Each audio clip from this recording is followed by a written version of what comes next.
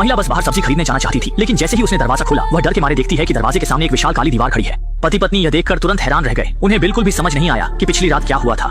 यह काली दीवार कहां से आई। शुरू में दोनों ने सोचा कि यह किसी की शरारत है, लेकिन जब वे खिड़की से बाहर जाने की तैयारी कर रहे थे तो उन्होंने डर के मारे देखा कि सभी निकास रहस्यमय काली दीवार से बंद हो चुके हैं। इतना ही नहीं, यह ईंट की दीवार विशेष सामग्री से बनी है।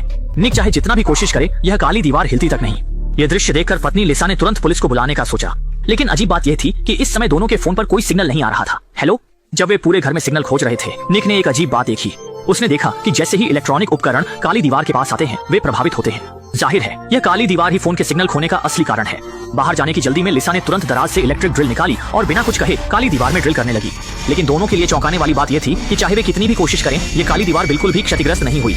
अविश्वासी दंपति ने बारी बारी से ड्रिल की, लेकिन भले ही ड्रिल बिट से चिंगारियां निकलने लगी, यह काली दीवार फिर भी पूरी तरह से सुरक्षित रही। मजबूर होकर उन्होंने ड्रिल के पास की दीवार को ड्रिल किया, लेकिन परिणाम ने उन्हें निराश कर दिया। उनकी दीवार के बाहरी हिस्से को पूरी तरह से रहस्यमयी काली दीवार ने घेर लिया था। दोनों यह देखकर तुरंत हैरान रह गए। इतनी बड़ी मात्रा में काम एक रात में कैसे पूरा हुआ। लेकिन इसी समय पड़ोसी के घर से आवाज आई, जिससे दोनों को उम्मीद की किरण नजर आई। आवाज सुनने का मतलब था कि यह दीवार काले ईंटों से बंद नहीं हुई थी। जैसा कि उम्मीद थी, इलेक्ट्रिक ड्रिल के नीचे उन्होंने जल्दी से इस दीवार को तोड़ दिया और पड़ोसी दंपति से मिल गए। थोड़ी बातचीत के बाद उन्हें पता चला कि वे भी काली दीवार से घर में फंसे हुए थे। कोई नहीं समझ पा रहा था कि यह काली दीवार कहां से आई और इसके पीछे असली मकसद क्या था। और भी बुरी बात यह थी कि समय के साथ घर की पानी की आपूर्ति भी बंद हो गई थी, और पानी की आपूर्ति खोने का मतलब ये था कि वे जल्द ही प्यास से मर जाएंगे। यह स्थिति देखकर निक गुस्से से भर गया और उसने फोन उठाकर काली दीवार पर फेंक दिया।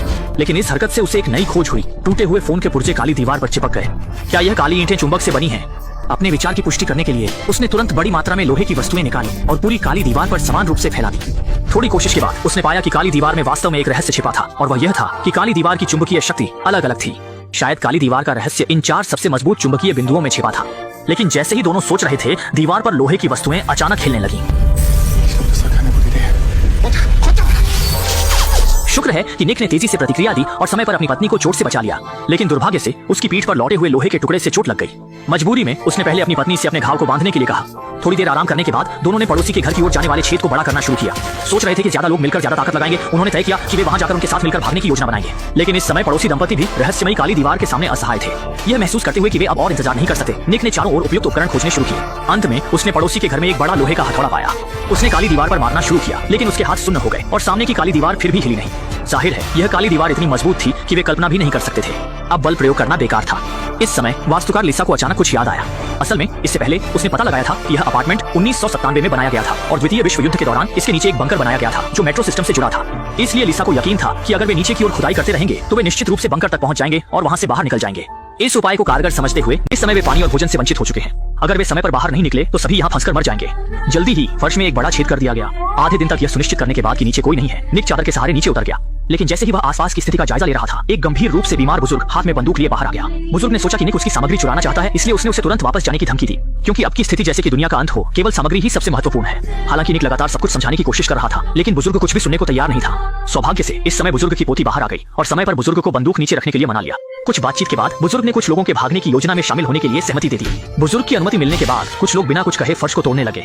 हालांकि इस समय निक ने अचानक ध्यान दिया कि अभी अभी तोड़ा गया धुआं सेंसर कुछ असामान्य लग रहा था।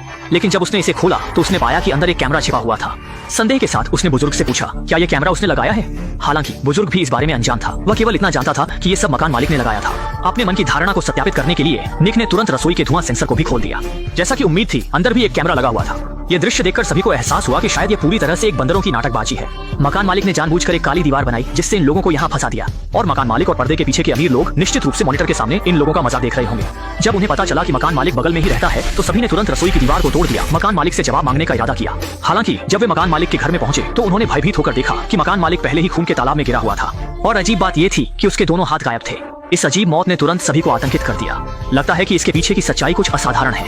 इस विवादास्पद जगह से जल्द भागने के लिए कुछ लोग तेजी से बुजुर्ग के घर के फर्श को तोड़ने लगे, लेकिन पड़ोसी आदमी ने एक बार में बहुत जोर से मारा जिससे पूरी फर्श टूटकर गिर गई और कुछ बदकिस्मत लोग तुरंत नीचे गिर गए। सौभाग्य से मंजिल बहुत ऊंची नहीं थी, कुछ लोगों को केवल मामूली चोटें आईं। जब सभी नीचे उतर गए तो इस समय एक आदमी जिसका नाम एंटोन था बाहर आया। उसने कहा कि वह इस मंजिल के मकान मालिक का दोस्त है। वह कल अपने दोस्त से मिलने आया था, लेकिन अनजाने में यहाँ फंस गया।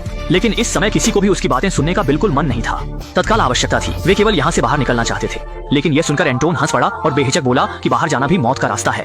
फिर उसने सभी को बताया कि वह उच्च तकनीक वाली काली दीवार वास्तव में हमारी सुरक्षा के लिए है, क्योंकि कल रात उसने टीवी पर एक खबर देखी थी जिसमें कहा गया था कि एक रहस्यमय वायरस फैल रहा है। निवासियों की सुरक्षा सुनिश्चित करने के लिए उच्च अधिकारियों ने सभी को घर में बंद करने के लिए रहस्यमय काली दीवार का उपयोग किया और कहा कि उसका दोस्त वायरस से संक्रमित होने के कारण मर गया। हालांकि एंटोन ने बहुत विश्वास के साथ कहा, लेकिन सभी अभी भी आधे अधूरे मन से उस पर भरोसा कर रहे थे। आखिरकार खुद अपनी आंखों से देखकर ही सच और झूठ का फर्क किया जा सकता है। इसके लिए उन्होंने फिर से फर्श को तोड़ दिया और अपनी इच्छा के अनुसार तहखाने में पहुंच गए और सफलतापूर्वक बंकर के स्टील के दरवाजे को ढूंढ लिया। लेकिन जब उन्होंने दरवाजा खोला और देखा, सामने का दृश्य देखकर वे वहीं स्तब्ध रह गए। दरवाजे पर अभी भी मोटी काली दीवार थी, जिसे देखकर सभी लोग तुरंत निराश हो गए। पड़ोसी आदमी ने अपने गुस्से को निकालने के लिए बुजुर्ग की पिस्तौल छीन ली और अजीब काली दीवार पर कई गोलियां चला दी। लेकिन तभी एक अजीब दृश्य सामने आया। गोलियां हवा में रहस्यमय तरीके से तैरने लगी।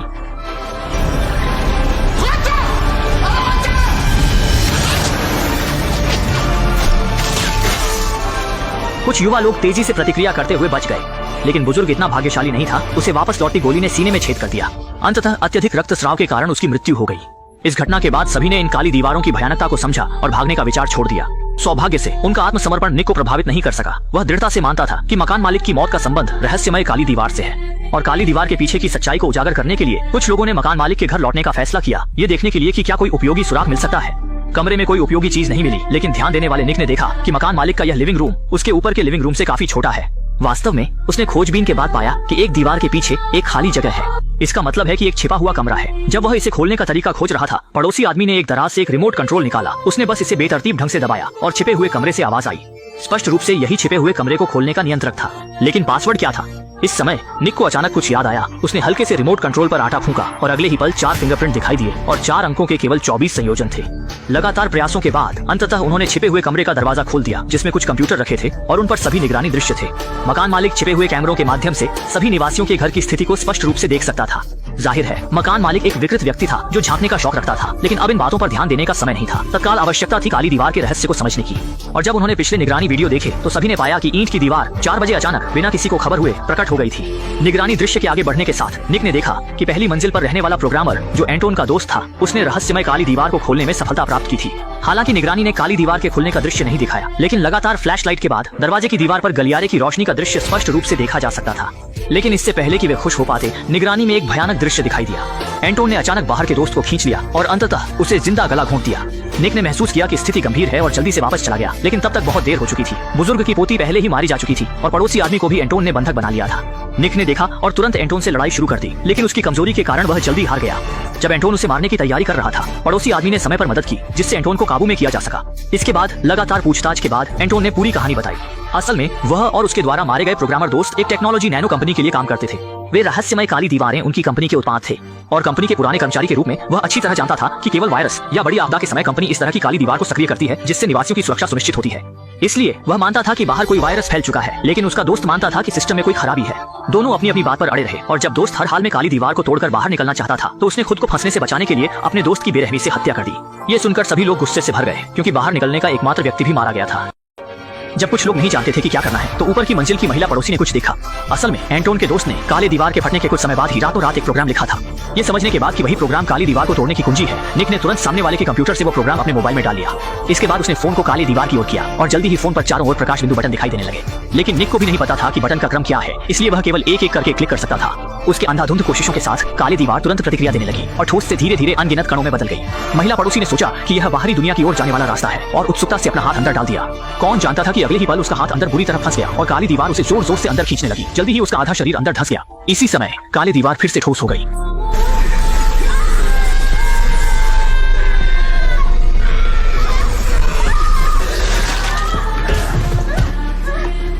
आखिरकार महिला पड़ोसी की मौत टालना संभव नहीं हुआ।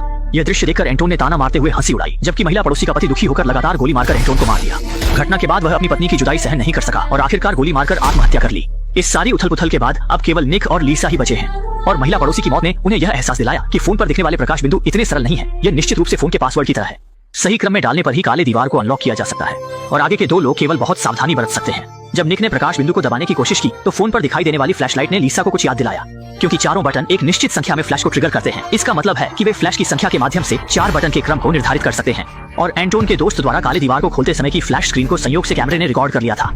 इसके बाद दोनों ने फ्लैश की संख्या के माध्यम से पासवर्ड को सफलतापूर्वक जान लिया। सौभाग्य से मेहनत का फल मीठा होता है। इस बार दोनों ने आखिरकार रास्ता खोल दिया। उन्होंने बहुत मेहनत की और अंततः अपनी सपनों की बाहरी दुनिया में पहुंच गए, लेकिन सामने का दृश्य उन्हें स्तब्ध कर देने वाला था।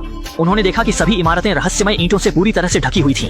भ्रमित दोनों पहले कार में बैठ गए लेकिन तभी कार का रेडियो अचानक चालू हो गया, जिसमें कहा गया कि इस बार की काली दीवार संकट एंटोन की नैनो टेक्नोलॉजी कंपनी में लगी बड़ी आग के कारण हुई थी।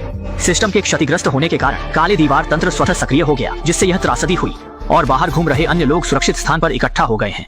ये सुनकर निक और लीसा भी धीरे धीरे कार चलाकर सुरक्षित स्थान की ओर बढ़ने लगे और फिल्म यहीं समाप्त हो गई।